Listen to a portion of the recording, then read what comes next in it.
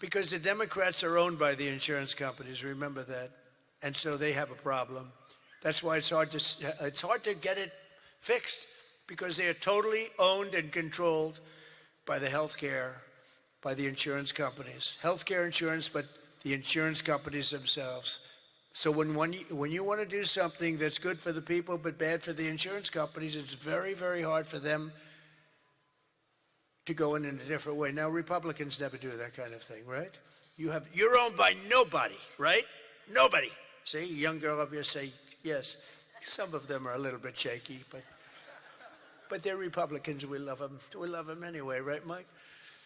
But they are owned by those big, powerful insurance companies that are making a fortune, and it's hard to get them to do the right thing. They know what the right thing is. So we want the money to be paid directly to the people and let the people go out and buy their own health care. And people love it.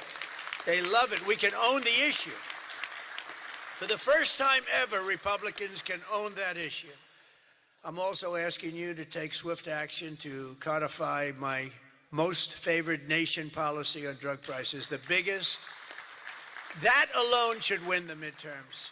We have, and I tell this story all the time, my first term, third year, I actually had a slight, it was 0.25% decline in drug prices. First time in 28 years. I was so proud. I went home, told our great First Lady, who's now a movie star, I got the biggest, can you believe that? That movie was hot. And it is hot. She became a movie star. It was a good movie. But I went home and I said, you know, it's amazing. We do so well. We work so hard. This issue is the single biggest issue. Okay.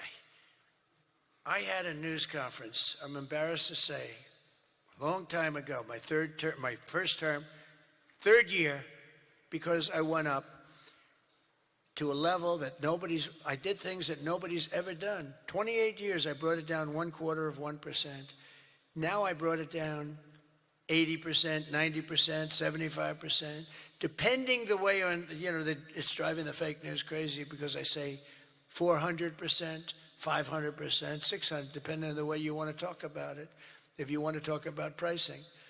But using a conservative number, what we've done is we paid the highest price for drugs anywhere in the world, and now we pay the lowest price for drugs anywhere in the world.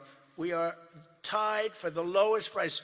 Whoever has the lowest price, that's what we pay. And I did that through tariffs. We had a little disappointing decision, to put it mildly, from the Supreme Court. Terrible decision for the people, but the good news is I have lots of other ways of doing the same thing. I just have to work a little harder. They want me to work harder, but we're doing the same thing with a lot of work. But I used tariffs to get this because I went to other countries. The drug companies were not easy, but I got them. I said, we're not paying. We were paying for a pill $130 that in London and Germany and different places you'd pay $10. So we were paying 13 times more. They're paying $10, we're paying $130. And the drug companies, I called them in. We had a rough time, but it wasn't that bad. And they agreed because they knew that I couldn't get the countries. You had to get the countries to approve it. And I called up, and you've heard me say this a couple of times, not often, but I called the countries up. I called up France.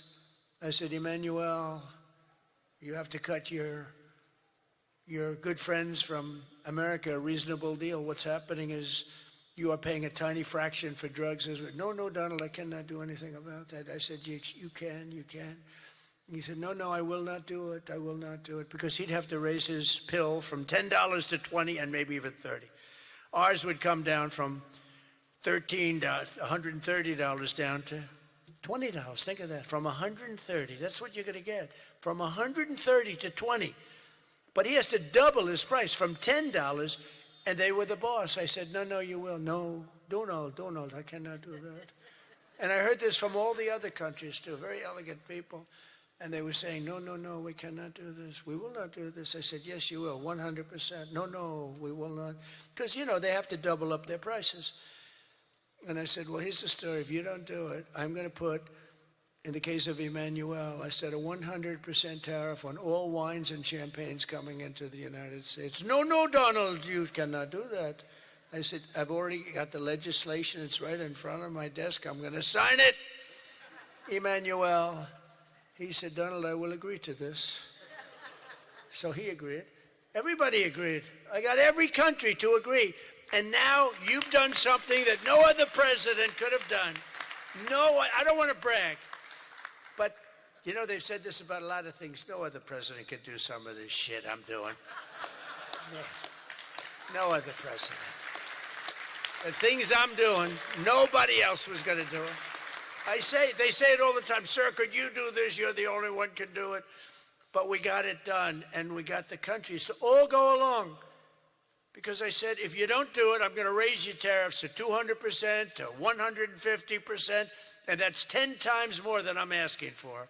And every single one, if it took me 5 minutes, that was like a long time. I was doing badly with that one. So now we have most favored nation pricing into permanent law, and you should codify it. But I don't care that much about codifying it, because what politician is going to agree to increase drug prices by 500%, okay? So, but it's still good to have it codified. Don't you agree? You know, they're saying, sir, we have to codify it. I said, that's okay, but I'm not. Other things you should codify. That I can tell you. This one, you should codify, because you want to take credit for it. You want to take credit for it. So if you can, please codify it. Get out there and codify. You're getting an 80%, 85%, 55%, 70% reduction in drug prices. Codify it. But if you don't, no president's going to raise it, in my opinion. Although they are crazy, you know, these people are crazy. They could find a way. You better get it codified. And as we work to bring down interest rates so that more Americans afford a house, I'm also asking you to ban the Wall Street firms, large Wall Street firms, institutional investors, from buying up thousands and thousands of single-family homes, hundreds of thousands of homes, because homes really are for people, not for hedge funds. We want to get the market out so they can do it, and we're stopping it. We want people to be able to buy a house. It's the American dream. Buying a house is a part of the American dream. And we must also stand up for the safety of our citizens. One of my guests at the State of the Union was Anya Zarutska, the mother of beautiful 23-year-old Ukrainian girl who was stabbed to death on a train in North Carolina by a deranged criminal, arrested more than a dozen times. And I had the mother, as you know, at the State of the Union, and she was devastated. Beautiful woman, devastated. Uncontrollably devastated. And we couldn't get one Democrat to even clap. The Republicans clapped and went wild, and they loved her. Not one Democrat in that whole room even thought about clapping. They sat there frozen-faced. Disgusting. House Republicans should get every member of Congress on record and pass a tough new crime bill that imposes harsh penalties for dangerous repeat offenders, which this nut was, cracks down on rogue judges and prosecutors, and ends no cash bail once and for all. No cash bail is a big part. I mean, you have a man murder somebody, and by that afternoon, he's out on bail. No cash bail. It's a huge problem. We also need to end deadly sanctuary cities, and you have bills before you now, and you're working on things, but hopefully you can do that, Mike, because it's terrible. They're sanctuary for criminals. That's all they are, sanctuary for criminals. They fight ICE all the time. That was a problem up in Minnesota. They had a lot of criminals in there. They wouldn't give it to us. And to stop illegal aliens who cannot even speak English from driving 18-wheel tractor trailers. They have no idea what they're reading. I wouldn't be able to do it in their countries. There's arrows, there's speed limits. They have no idea what they're reading. And in many cases, they're on drugs on top of that. We need to ban any state from granting commercial driver's licenses to illegal aliens. Have to do it. And I want to thank House Republicans for passing another common sense measure. I would think it's the easiest thing. I just told Mike. You know, you were at $19 million. I have to say this because I've never contributed. I was a huge contributor for years and years. Once I became president, I never contributed any money because the greatest thing about being president is I no longer have to contribute. Nobody ever asked me for money. They asked me for my endorsement. I've endorsed just about everybody in the room. But keep winning, right? Yeah. 124-0 this Tuesday. 124 wins, no losses. Is that good? And there were some rebels. We endorsed a few rebels, right? A few that Mike was saying, it's going to be a tough one. But we're 124-0. But as president, nobody ever asked me for money. And as president, you know, like as president, you sort of don't make campaign contributions. Right? It doesn't even.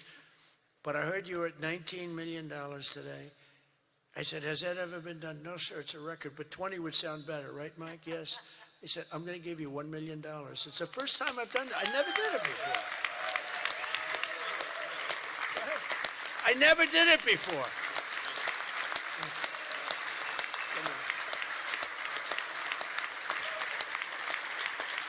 I never did it before. Now I'll be hit up by every political group, every Republican running. Sir, can I have some, give me a little cash. I'll have Emmer come up to me and say, how about a little cash for my campaign?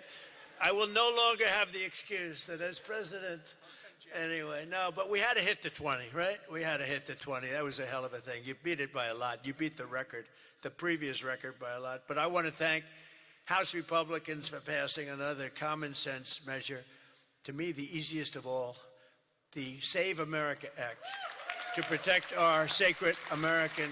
Look at this.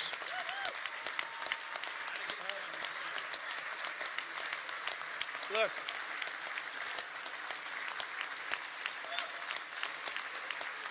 It's the easiest thing we have. I can't, it's the easiest thing we have.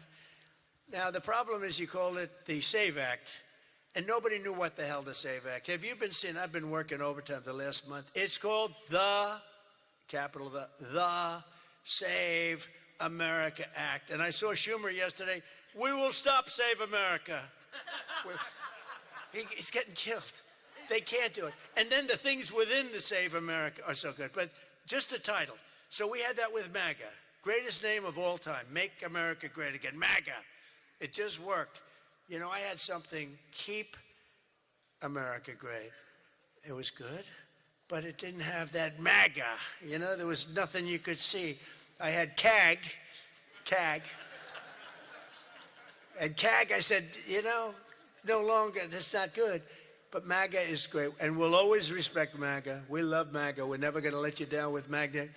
But this one's even better if you think about it. This says, America. We're going to save America. The Save America. How can they fight us? The Save America Act. And I've watched them. I watched Schumer, who's horrible. What a horrible politician. He is now a Palestinian officially. He is registered as a Palestinian. He's taken the biggest turn of any human being I've ever seen.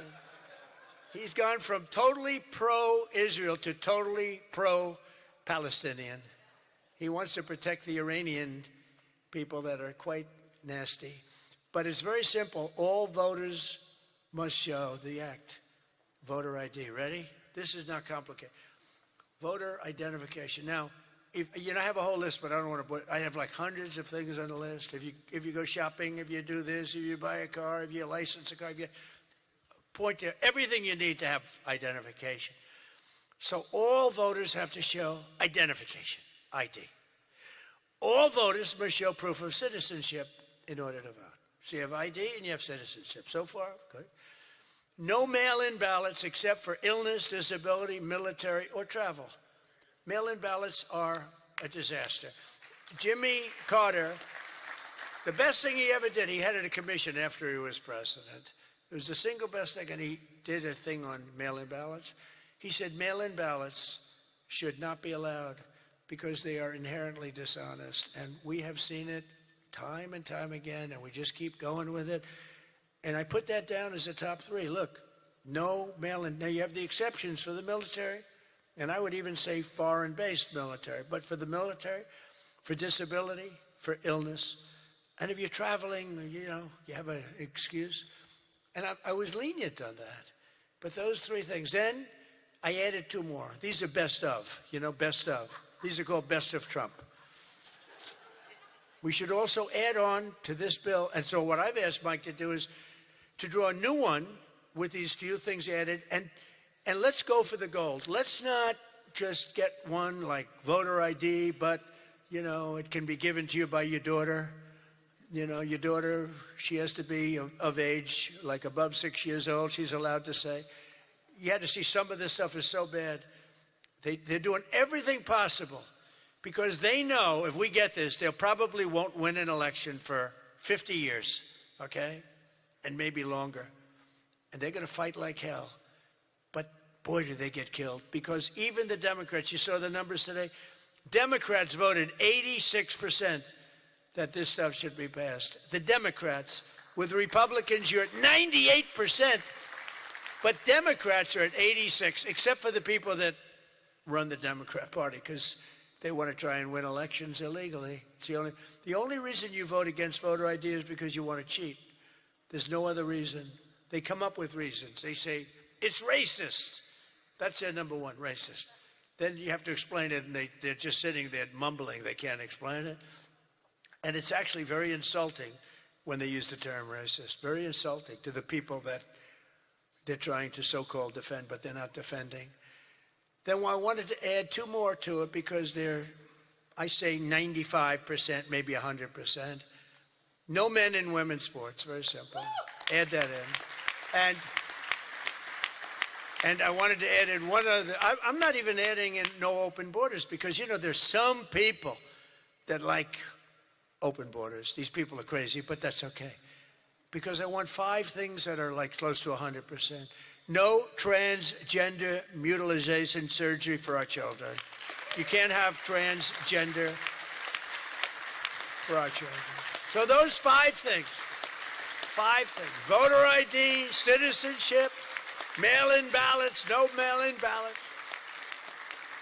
Right? We don't want men playing in women's sports. That's got to be about close to 100%. We don't want men playing in women's sports and no transgender mutilation of our children. Now, that should be the easiest thing to get past that you've ever had. Each one, it's best of Trump. Those are best of Trump. I have some that are very popular, but I wouldn't put them in that category. This is the number one priority. It should be for the House. And I'd like to ask Tom, Steve, Mike, all of you, if you would, I'd like to have you go back and Lisa, hello, darling. She was screaming her affirmation of what I said. The kid went wild. She was so happy that somebody finally said, let's vote on this. Lisa, you're going to get it done. Okay, I'm going to count on you. Forget the men up here. I'm going to count. But it's actually a matter in a serious way of national survival. We can't have these elections going on like this anymore. You use paper ballots. If right now they have watermark, it's so safe, it's so good. You put it gets under a light. It says, a code. It's very, very hard to cheat. Another thing, and I don't even bring this up, it costs 7% the cost of those crazy machines. I love the machines where they get the machines, they spend all this money, and they announce during the election that the tabulation will go along for another 3 weeks, right? With mail-in voting, there's not a country in the world that does mail-in ballots anymore. They tried it. France tried it. It failed. They go to paper ballots. They're all doing paper ballots right now. Most of them are doing paper ballots, except us. And nobody is doing what we're doing. And there's no elections so corrupt as the elections in the United States of America. And we can solve them with this. And the reason I put those other two that have not much to do with it is because they are equally popular. And I think it might help us. And for those people that like FISA, I said maybe you put them together because a lot of people feel very strongly about FISA. Some people don't, but the people that want it, they really want it. And generally, for whatever reason, they're opposed to what we're saying about, about the ballots and about citizenship and all of those things. And so put them together and you might get a vote, but we have to get it done. And then we have to get the Senate to do it. But if you could send a bill up to the Senate, we're going for the gold. We don't want what was said. The SAVE Act, it was all right. Nobody knew what the hell it was, including me. I kept saying, what's this? Save America Act. Don't ever say SAVE Act again. It's a loser. The SAVE Act. Nobody has any idea what are we trying to save. It's the Save America Act. If you could send it up in full form, meaning just straight, I think the Senate has to approve it. I really do. I think, and they're going to have to go the filibuster, and maybe it's going to be the talking filibuster like the old days. The great Jimmy Stewart, right? Remember the great movie, Jimmy Stewart? But they have to get it done, because if we don't get this done, if it takes you 6 months, I'm for not approving anything. I don't think we should approve anything until this is approved. And they can't win politically. Look, you have them in a corner, and they're listening to every word I'm saying, and it doesn't matter, because they can't win it politically. Because when they say, we don't want voter identification, we don't want proof of citizenship, all these things are just losers for them. And they won't be able to withstand it. Just like at the State of the Union, they started clapping at the end. I said that. And the reason, because politically, you have to stand for these great people that were being. And the word came out from people watching it on television, you guys are getting killed. And this is an even bigger example. So if I could ask the people in this room to go for the gold. We're going for the gold. We're not going for the bronze. We're not going to sign a watered-down version like has been sent up there. Let's go for the gold, and let's just not accept anything else. I'll tell you what, I'm willing to just sort of say I'm not going to sign anything until this is approved. I really am. That's how bad it is. And we're going to have to push the Senate, because you have 4 or 5 senators that are, I don't know, 4 or 5 Republican senators. You'll have to explain them to me, but we're not going to get into that. But we're going to push them to get it done, because I don't think you can politically exist if you're not going to do voter ID and these things. I don't think the people in this country will stand for it. So I'm making my biggest plea tonight. It'll make you, and I'm not doing it for this reason at all. It'll guarantee the midterms. It'll guarantee the midterms. If you don't get it, big trouble, my opinion. If you get this, your midterms, and they know it. For 2 reasons. Number one, they won't be able to cheat. And number 2, the people are demanding it.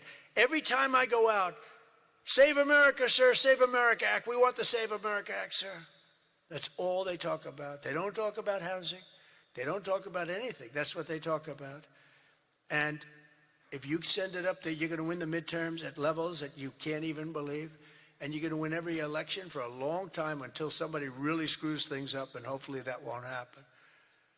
But I've never been more confident that if we keep these promises and deliver on this popular agenda, the American people will stand with us in overwhelming numbers, just as they did in 2024. I heard Mike say it's actually 78 million votes, but it was actually 86. You know, they cheated like hell on the list, but it was too big to rig. Remember? I won 3 times. First time was great. Second time, they cheated like hell. It was COVID. And their cheating was at an inspirational level. We can't let that ever happen again. And then they cheated again in the last election, but I went up. The term I used most was too big to rig. You got to go out. Don't believe, because we had polls having us way up. I said, don't believe the polls. Go out and vote. Make it too big to rig. And that's what happened. A couple of races they cheated on, they got away with it. A couple of Senate races, my opinion. But we have to make it too big to rig, and that's what we did. But we shouldn't have to win an election that way. You could have a hard time winning elections that way. So you got to get that passed. And if we fight, we will win, and we will make our country safer and stronger and richer and greater than it ever has been before. And I want to say, very importantly, because they would like you not to say this, because this is a terrible thing in their opinion to say, God bless you and God bless America. Thank you very much, everybody. Thank you very much.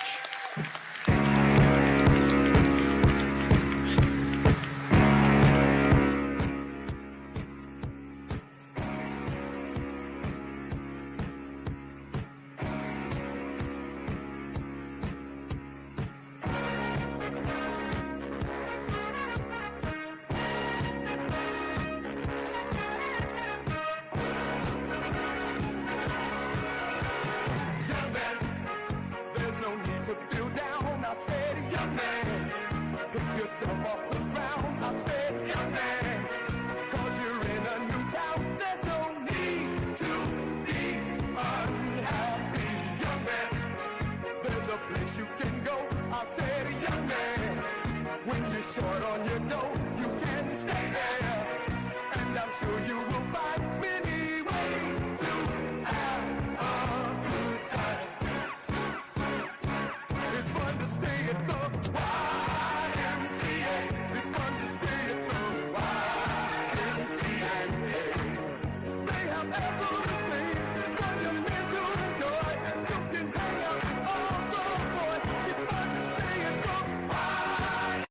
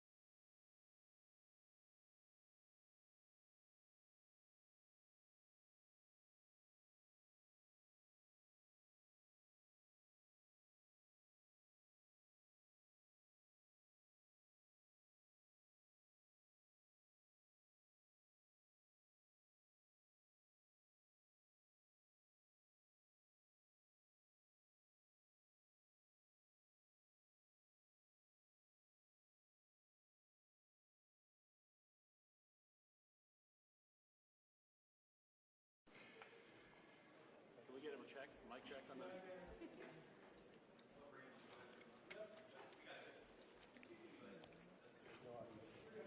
Tracy hasn't moved. Hey, Mike. I just need more. Mic check, 1, 2. You guys got it? 1, 2, check 1, 2. Mic check, got it? Everyone good? Here's a question mic, question I'm gonna mic, be holding question the mic, microphone check, for check, them. check, question mic, check. If possible. Because I got to get from you to your right. That's why I got to get the faces. Yes. Is this a question for Eric as well? You guys? Yeah.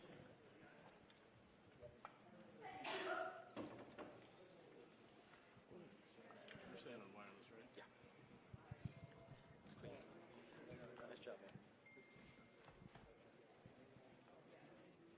Am I okay? Yeah. Just stay like back there. Yep. There's no reason for you to be out there, right? Not if I don't have to.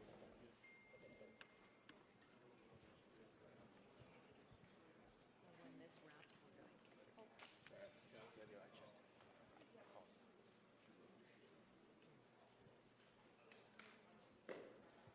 I'll just leave. Michael, what's her? Or have one of the guys plug me in. Thank you.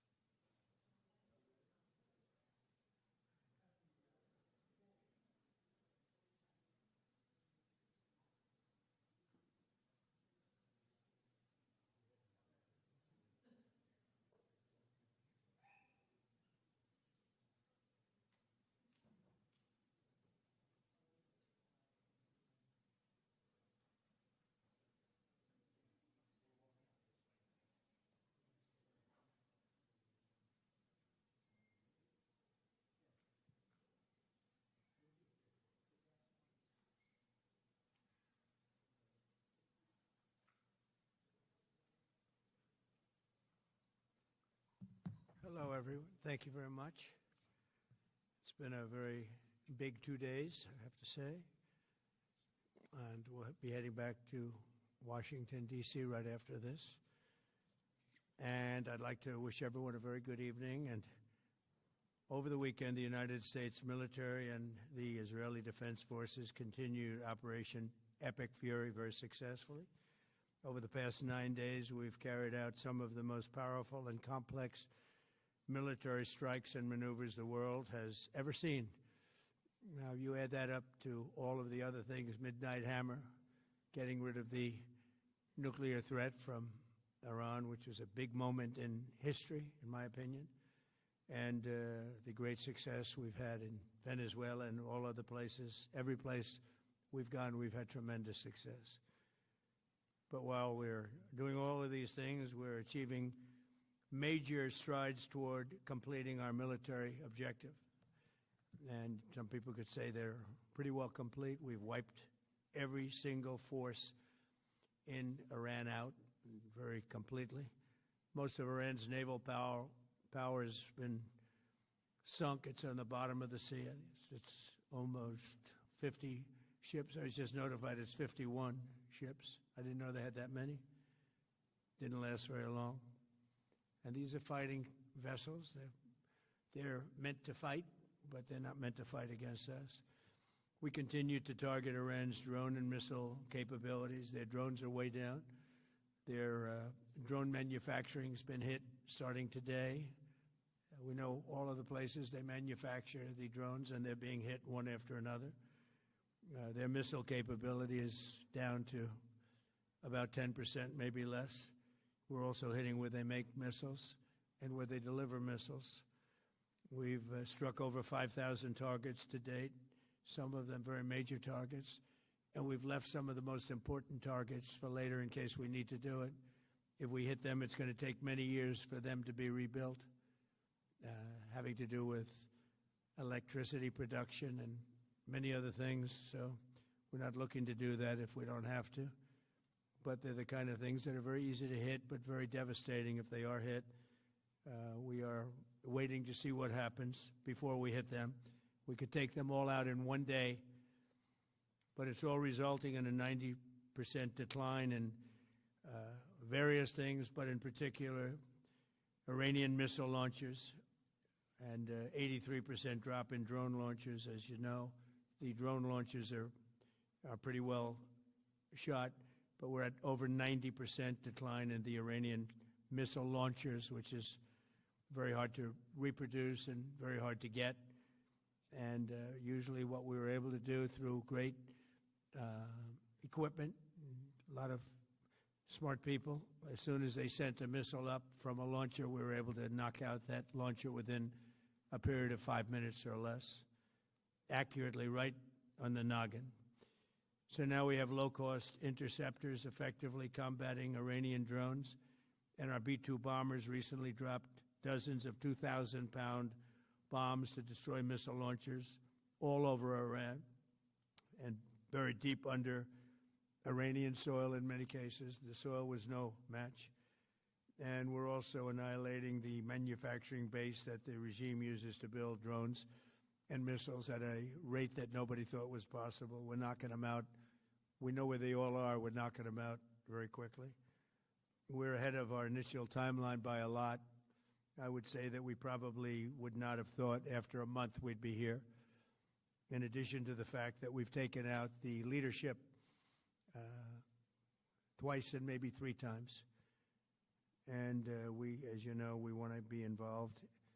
We don't want another president that maybe wouldn't be willing to do what I'm willing to do for the good of the world, for the good of our nation, to be stuck with this situation in 5 years or 10 years from now. So we think they should put a president in, or the head of the country in, that's going to be able to do something peacefully for a change. They've been doing this for 47 years, killing people for 47 years, whether it's the barracks or even the SS Cole where they were involved. Very strongly, they always denied it. But where they were very strongly involved, and all of the people that died through the roadside bombs died and are right now walking around with no legs, no arms, a face that's been so badly damaged. The Iranian regime has been attacking Americans and spreading terror for 47 years, and despite these countless opportunities to renounce their nuclear ambitions, which they had just a short while ago, they told Mr. Witkoff, who is standing right over here, they said, they actually said, we want to keep building. Essentially, in a real nutshell, we want to continue to build nuclear weapons. If we didn't knock out Midnight Hammer, if we didn't knock out their Iranian potential, if we didn't do that with Midnight Hammer, they would have had a nuclear weapon. They would have used it long before now. And at a minimum, Israel would have been annihilated. I was very lucky that we had the courage to do that, that we had the talented pilots and the great equipment. The B-2 bombers are unbelievable. We ordered 25 more, by the way. The newer, better version. We have the greatest military in the world. We have the greatest equipment in the world by far. You see that no matter where we go. You still need the people, though, to operate it and to use it.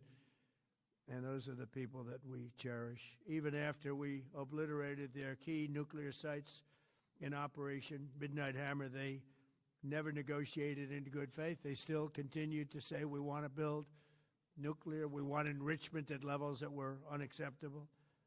And they even turned down an offer for unlimited free nuclear fuel forever for civilian purposes. We had people offering them free nuclear fuel. They weren't interested in that because they wanted to build a nuclear weapon.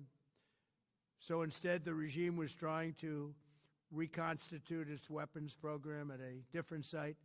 They couldn't go back to where they were, the 3 sites that we obliterated.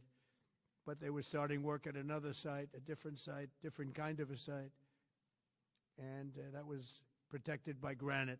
They wanted it protected. Granite's pretty good, but they wanted it protected by a lot deeper. They wanted to go a lot deeper, and they started the process while rapidly building conventional ballistic missiles. They were going to do it all at the same time. It threatened our overseas bases and soon could have reached even our homeland. The regime's intention was to use this exponentially growing ballistic missile threat to make it virtually impossible to prevent them from obtaining a nuclear weapon.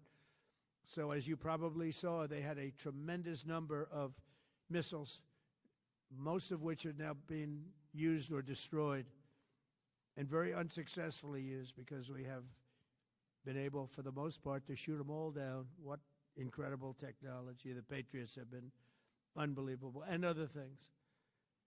And the laser technology that we have now is incredible. It's coming out pretty soon.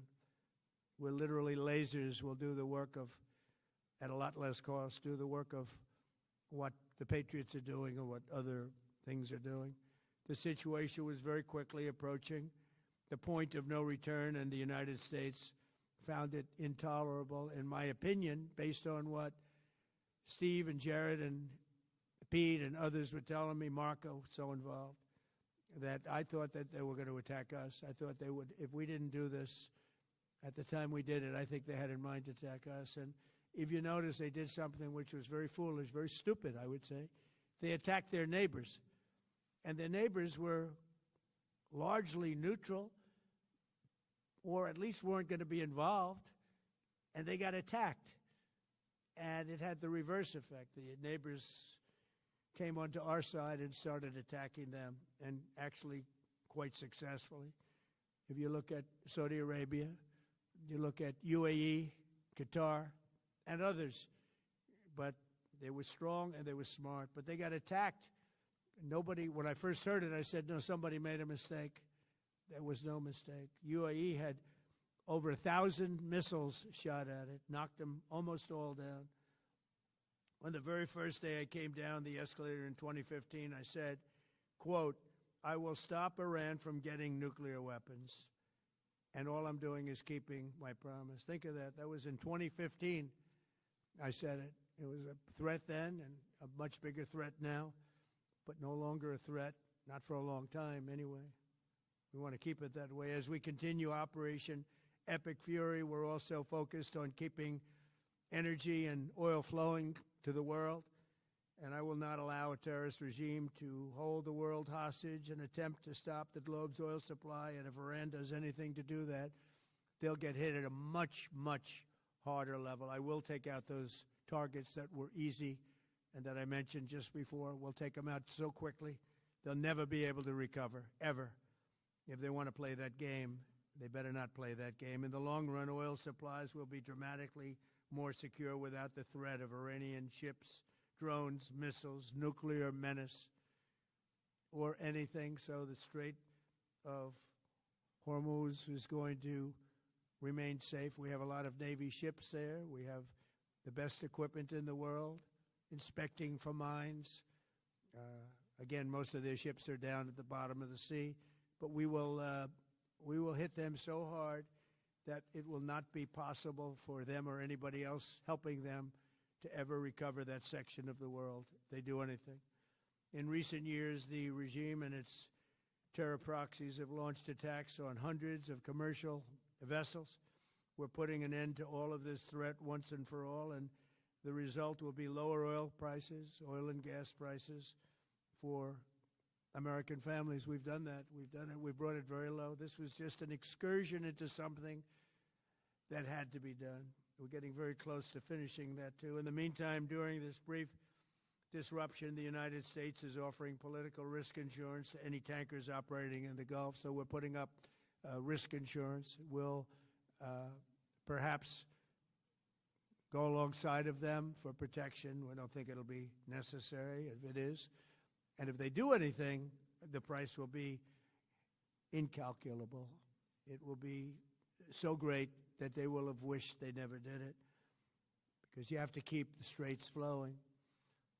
With all of that, it affects other countries much more than it does the United States. It doesn't really affect us. We have so much oil. We have tremendous oil and gas, much more than we need. We have Venezuela now as our new partner, great partner.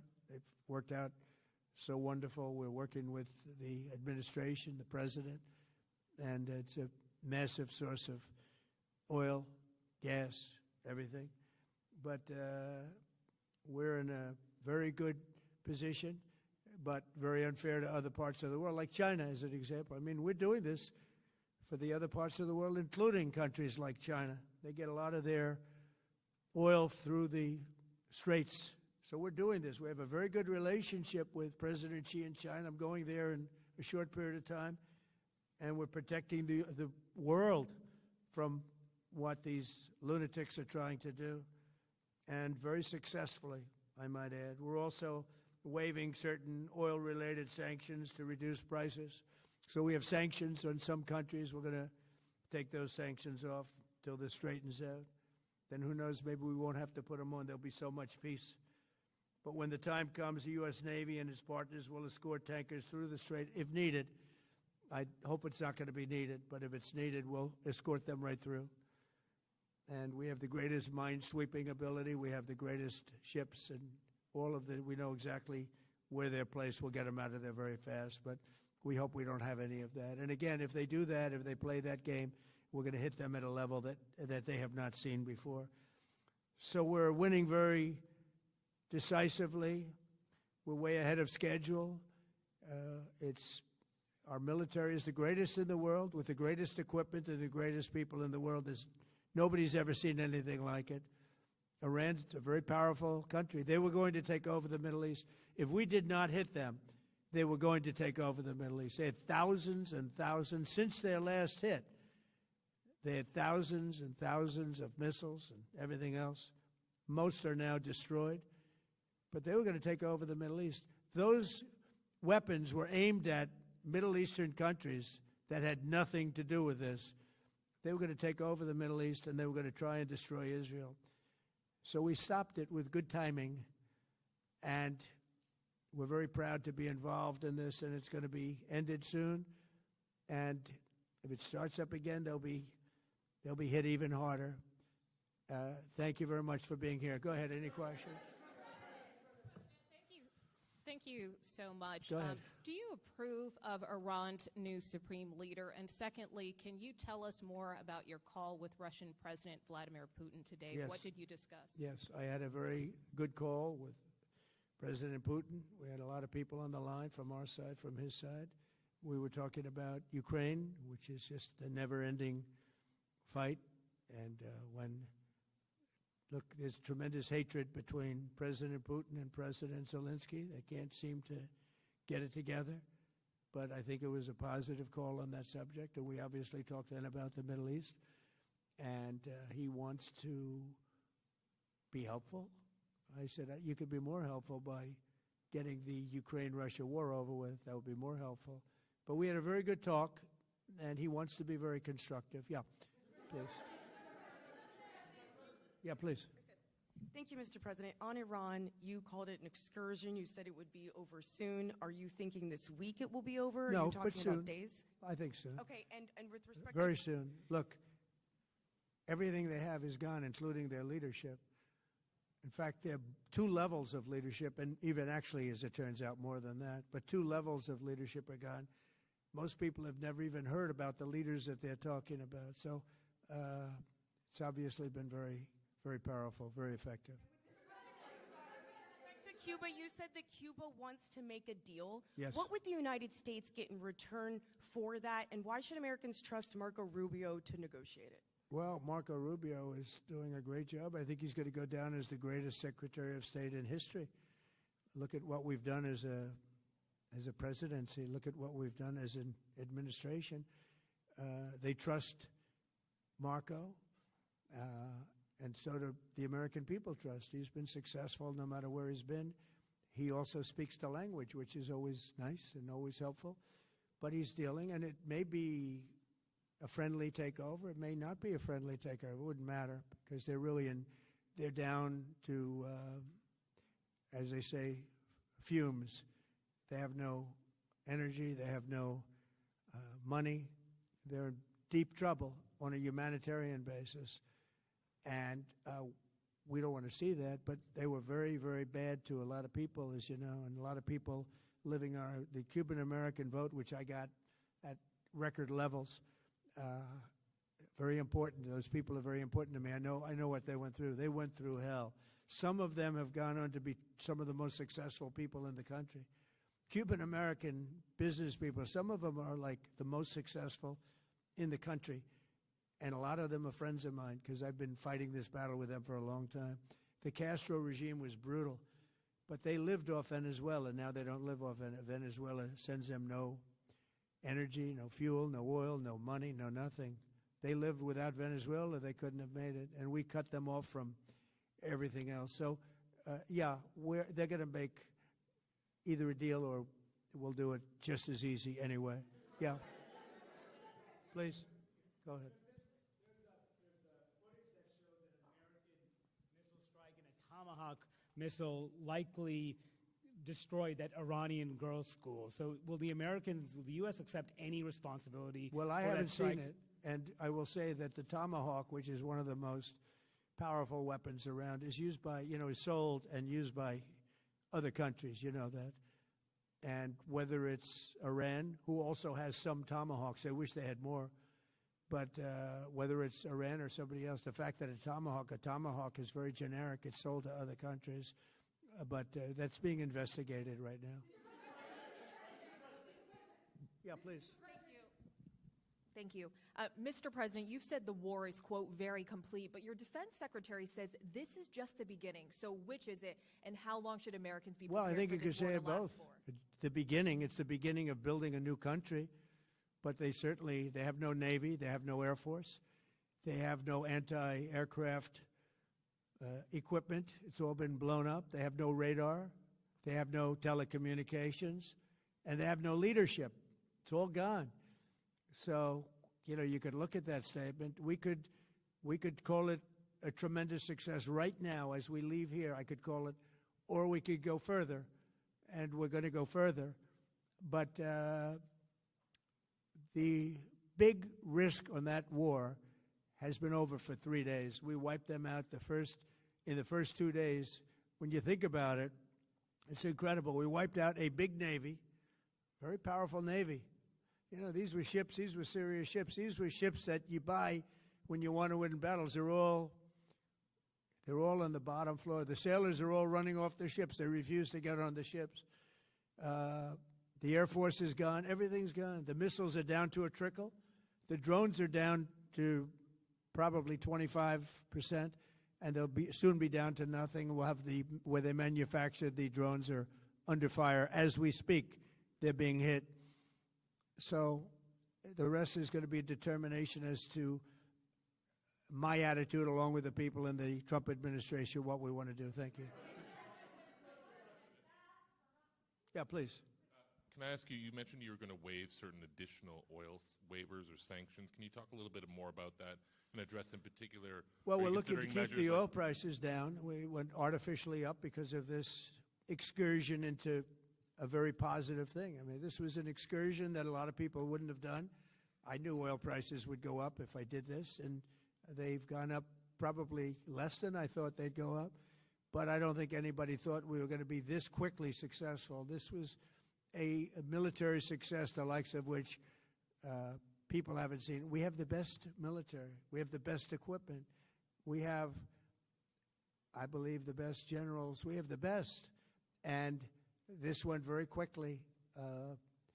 We talked about that with President Putin. He was very impressed with what he saw because nobody's ever seen anything quite like it. You know, Iran was a very powerful military country with all of the missiles. Now, you had the double attack. You had the original attack with us and Israel, and that knocked them for a loop. Then you had the B-2 bombers, which took out their nuclear capability, and they would have had a nuclear weapon within 2 weeks to 4 weeks. And they would have used it long before this press conference. And we might have had a much different press conference if we had a press conference at all. But it's been amazing. The military success that we've had is truly unprecedented. You've told your congressional colleagues that you will not sign any piece of legislation until the Save America Act is passed. Does that include the confirmation of Senator Mullen as your next DHS secretary? Does that mean a DHS funding bill? And Senator Thune said today it's not a matter of whether or not your Republican colleagues agree with the policy, it's about changing the process. In other words, getting rid of the filibuster to get there. So in order to get it, you're going to need Democrat votes. And what we're saying is the Save America, not the SAVE Act, which nobody knew what it was, the Save America Act, the Save America Act. And that's voter ID. We want voter ID. We want to be able to see a picture of the voter. We want to be able to see that the voter is legitimate. We want, very importantly, confirmation that this voter is a citizen of the United States of America, and we want no mail-in ballot scams. So we have exceptions for the military, for sick, for disabled, and for people that are away, business trips or whatever. Even vacations will be very liberal in that. We've added two things to it: no men in women's sports and no transgender mutilization of our children. We don't want it's mutilization of our children, and we don't want that. So we added those two things. That's the 5 points. We have 5 very good points. It polls at 86% with Democrats. Think of that. The overall vote is 86%. With Republicans, it's 98%. And the only one opposed to it is a Democrat leadership because they cheat. They want to cheat. So we added those 2 points. We're going for the gold, and we're going to have to fight like hell. Now, certain things will happen. Certain things will take place. I'm here to do a great job for the country. But we don't have a country if we're going to have elections that are so corrupt and so dishonest like we've witnessed over the last period of time. You know, as an example, virtually nobody has a system of mail-in ballots like we have. No other country in the world. France went away from it. They all went, you know why? Because it's corrupt. And Jimmy Carter, when he had a commission, frankly, I think it's probably the best thing Jimmy Carter did. He said, you can't have mail-in voting because it's inherently dishonest. And it's turned out to be totally dishonest, so we're going to fight for it. Yeah. Has Iran activated any sleeper cells inside the U.S.? There's reports that they have press that trigger button to activate those cells, at least abroad? Well, they've been trying for a long time. We've been very much on top of it. One of the things we have to do is get the Democrats to stop the Democrat shutdown, because, as you know, the apparatus that looks into that, Schumer and the Democrats have shut it down, which tells you they probably hate our country a lot. But the Democrats have to open that up. But we've got very, very good intelligence into that. We know a lot of different things that have happened that have been very bad. A lot of them came in during the Biden open border period, but we have them under, we've got them, we're watching every single one of them. Yeah, we know a lot about them. The biggest problem we have is the Democrat shutdown. We know a lot about them, but the shutdown doesn't allow us to do what we have to do. Do you have to take him out? Does he have a target on his back? You mean the new supreme leader? You mean the son? How can there be an Iran with Well, another I Ayatollah? don't want to say that, but you know, I was disappointed because we think it's going to lead to just more of the same problem for the country. So I was disappointed to see their choice. Thank you, sir. You've said you have someone in mind to be the new Iranian leadership, if not the Ayatollah's son. What are you looking for in that person? Are you looking at someone internal, given that you just said that their leadership has been decided? I like the and idea wiped of, internal and eternal, come to think of it. But I like the idea of internal because it works well. I mean, I think we've proven that so far in Venezuela. We have a woman, Delcy, who has been, president of the country, very respected, she's doing a great job. And it's, no disruption. We had, as you remember, Iraq, where everybody got fired. The military got fired, the police got fired, the politicians got fired. There was nobody. And you know what they turned into? ISIS. And we don't want that. We don't want that. So I would like to see people that are inside go. Now, they talk about the son of the Shah. They talk about other people. But, hasn't been there in many, many years. We have a formula that's been very good so far, and I think it'll continue to be good. The relationship is extraordinary with Venezuela, smart country. We've taken out 100 million barrels of oil. It's right now in Houston being taken care of and made so beautiful. And you have to see this at work.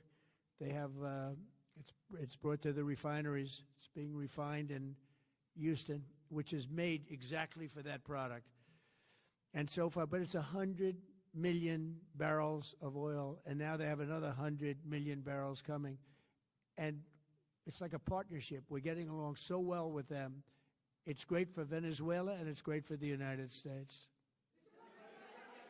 Yeah, please go ahead.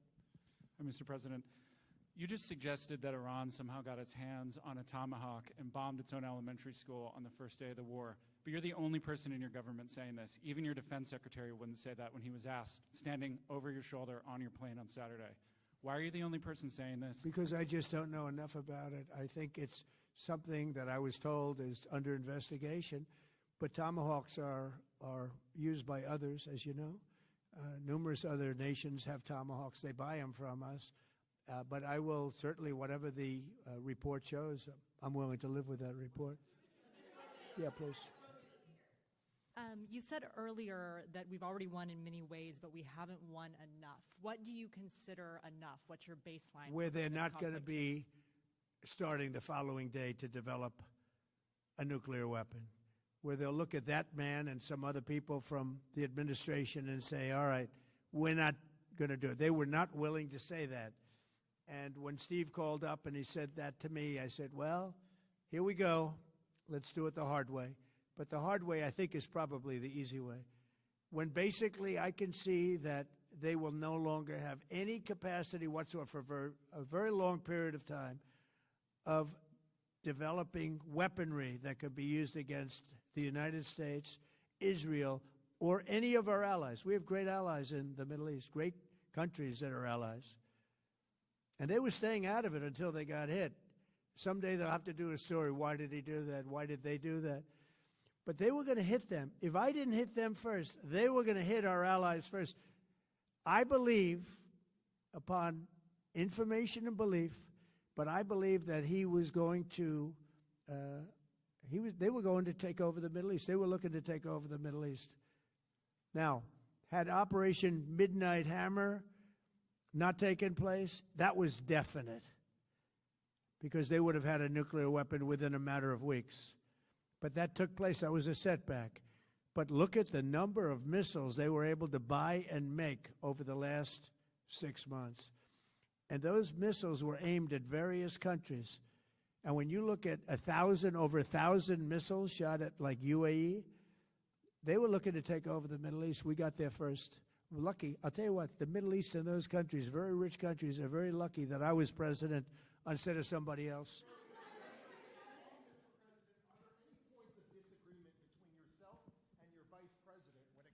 U.S. action in Iran? I don't think so, no. No, we get along very well on this. He was, I would say, philosophically a little bit different than me. I think he was maybe less enthusiastic about going, but he was quite enthusiastic. But I felt it was something we had to do. I didn't feel we had a choice. If we didn't do it, they would have done it to us. I felt, based on the negotiations that were being had by Steve Witkoff and Jared Kushner and Marco and Pete, and everybody was involved, I felt that they were looking to tap us along before they hit, and I thought they were going to hit. And if they hit us first, that would have been a very bad thing. In the back, please, in the back.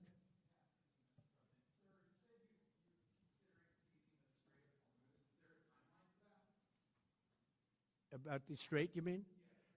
Yeah, well, I want to keep it open. I want to keep it good. You know, it doesn't pertain to us so much as it does to China. We're really helping China here and other countries because they get a lot of their energy from the Straits. But, hey, look, we have a good relationship with China. It's my honor to do it. Yeah. Leader, you have called him an unacceptable choice. So does he have a target on his back? And how can you say I don't want to say whether or not he does because that would be inappropriate. But, hey, look, I had a target on my back because, as you people wrote pretty well, they caught the assassin that was after me. So we just got them first. But they caught the assassin. They have him now in custody that was after me. So, you know, but people don't like to mention that. But they did catch him. And I'd like to congratulate our military, Secret Service, FBI, all of the people that worked on that. But they did. Yeah, please. No, go ahead, please. Thank you, Mr. President. You promised the Iranian people you would help them, but it sounds like you're willing to end this fight after your military objectives have wrapped up. Isn't that a betrayal of the people? Will I help them? I'd like to, if they can behave. But they've been very menacing. You know, they're great people. They have an amazing population. It's amazing, smart, brilliant, energetic. They have a great, I'd love to help them, but they have to be in a system that allows them to be helped. And right now they're in a system that only allows failure. And I don't want that. And I want a system that's not going to be attacking us. We want a system that can lead to many years of peace. And if we can't have that, we might as well get it over with right now. Yeah, please. Thank you, Mr. President. As of today, there have been 8 U.S. military fatalities associated with the war in Iran. How many American deaths are you willing to have in this war? Well, as I said before, when you have conflicts like this, you always have death. And I was at Dover yesterday. I met the parents, and they were unbelievable people. They were unbelievable people, but they all had one thing in common. They said to me one thing, every single one: finish the job, sir. Please finish the job. And I'll leave you at that. Thank you very much, everybody. Thank you.